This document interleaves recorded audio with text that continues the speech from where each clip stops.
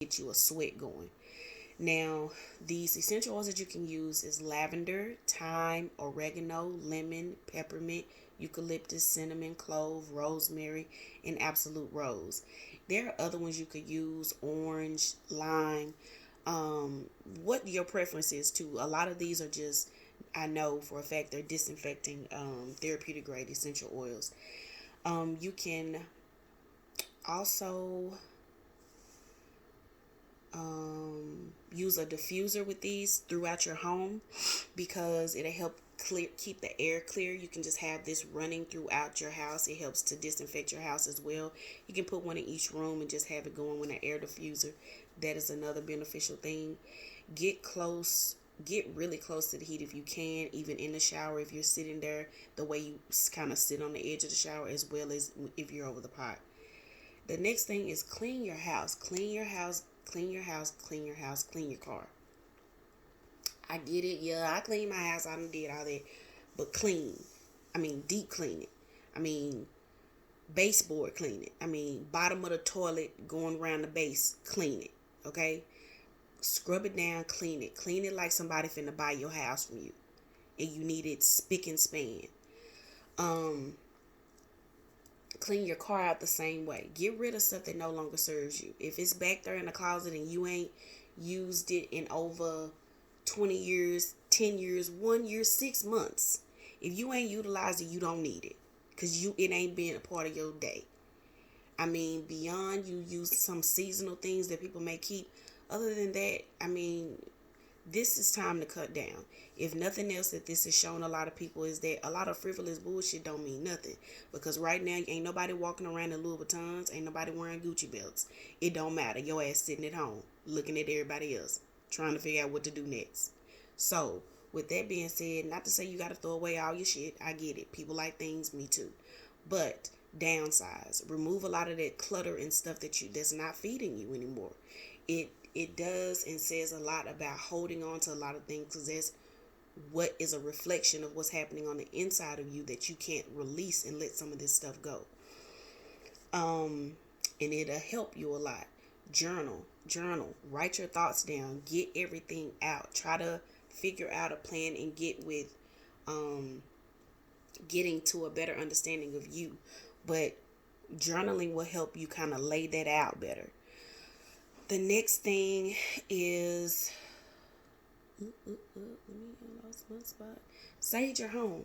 Sage your home. If you don't know how to sage, I might do a video to show people how I sage. There's no right or wrong to saging. It's no up or down. Oh, she did this, she forgot to do that.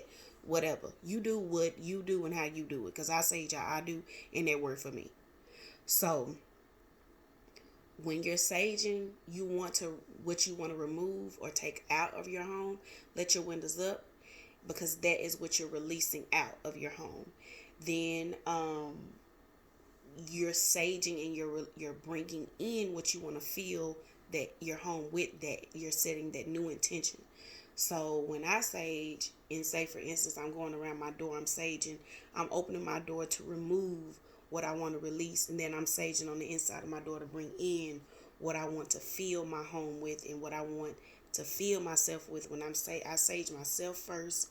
At the beginning of me saging, my whole body, the bottom of my feet, back of my neck, my whole body, and I set my intention for myself. Then I start saging my home. For example, I say something like this, that I set my intention: remove all doubt, fear, sickness, disease, and low frequencies. Fill this home and all that enter with knowledge of self, abundance, exceptional wealth, health, wellness, bliss, and love. And I say that over and over and over and over again. I'll use sage if I have a bundle of that. I'll use sandalwood. It's so many different things you can use. It just depends on what your intention is and what you're trying to set. You can do capel. You can walk around and say and do that and set your intention. That's a resin. You can use frankincense and myrrh as a resin, or the incense. Whatever you doing that you're trying to set your intention for and that you have and you want to, that's what you can do. Okay? So don't get caught up in all of these things. You're the master. You're in control. Okay? So the intention that you want to set for your space and for your healing It's up to you. Now, um,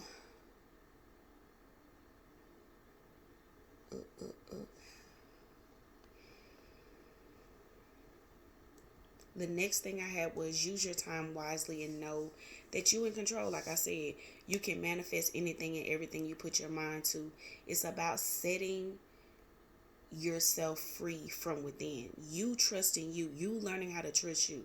The doubt and the fear and all that comes in because you don't trust you. You're not trusting something. You're not trusting. At this point, people don't know what to trust. People don't know what to do. They don't know what to believe because they don't know what is going on. So it's a lot of lack of trust. It's a lot of fear going on. It's a lot of manipulation. And guarantee you the government, the media, all of that is playing on that as well.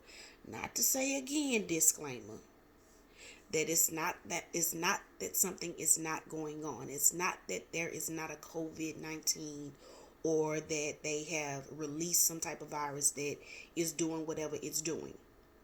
But they do that. What I'm saying is they do that every year. But this one, they put a lens on and made you bubble over and sit your ass down in saying that it's because of this. But it's more than just that. Because any other year, when they've had any other epidemic, pandemic that has been worse than this, because we do remember H1N1, where they say it was 60 plus million people that were infected at one point, and so many hundreds of thousands, and this, that, and the third, and millions and billions and trillions and whatever else that died. Not to say they didn't, not to say that they're not right now. Not to say that your loved one that was sick and that is sick ain't hurting and don't have something.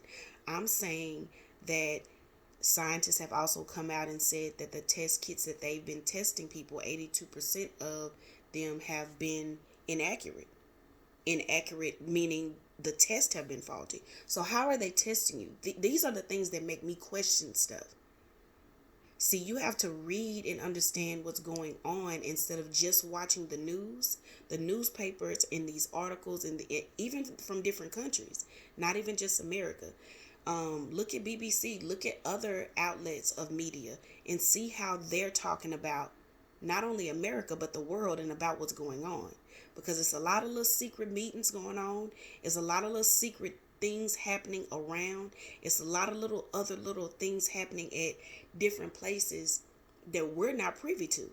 But what they do have you doing is watching CNN with all these death tolls and death numbers and who's been infected now, and we want to keep you from walking. You have to walk around with a mask. I mean, okay.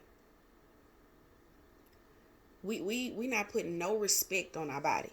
No respect on our body name. Like really, none. Like we give ourselves no credit. Your body will work with you if you work with your body. No different from if you don't put gas in your car, it's not gonna run. If you don't change your oil, your car ain't gonna start. I mean, it's not gonna work. You have to provide your body with the type of environment that's conducive to be able to protect itself. So other things that you can do is question everything. Question everything. Do your due diligence and do your own research. Also, don't even for what they say on the news, research it and see if it's true. Research it and see if it's something that counteracts that, and go down to the fine print. Go down the rabbit hole and find the end. Sometimes you find something that you just, hey, that blow your mind. But I'm just saying, you owe it to yourself, and you got the time. You got the time. Start using the opposite hand. Start using the opposite hand. It will help gain more balance. It can help gain more insight in what you're doing and the things around you, because it will cause you to do a shift of doing something that you're not normally used to. It's good for your brain and your body. Lastly, make sure that you are getting your air ducts clean. Your air ducts in your home clean, cleaning your vents. and getting an allergen defense air filter for your home, especially if you're prone to allergies, sinus issues, and have asthma, respiratory issues, or stuff like that. Those are good things to have in your house as a precaution, regardless of this. But because of this is something that you might want to consider as well. Um, that's all I got for right now, as far as that I can put out that may be beneficial to all, if not most. If I said anything to help you, great, and I'm happy. If you didn't get nothing from this, hey, thanks for listening or not, whatever. Um, but hey, I'm just putting some information out there. And for more in-depth approach, if you would like, I can also do one-on-one virtual phone consultation. I'm a certified vaginal steam practitioner. Suddenly become a health coach, as well as I offer herbs, supplies, and do consultations. You can check me out at www.youniversehealing.com. That's youniversehealing.com. Or you can call or text 443-877-9526. And I'm your Ketta Pollard, and thank y'all for listening.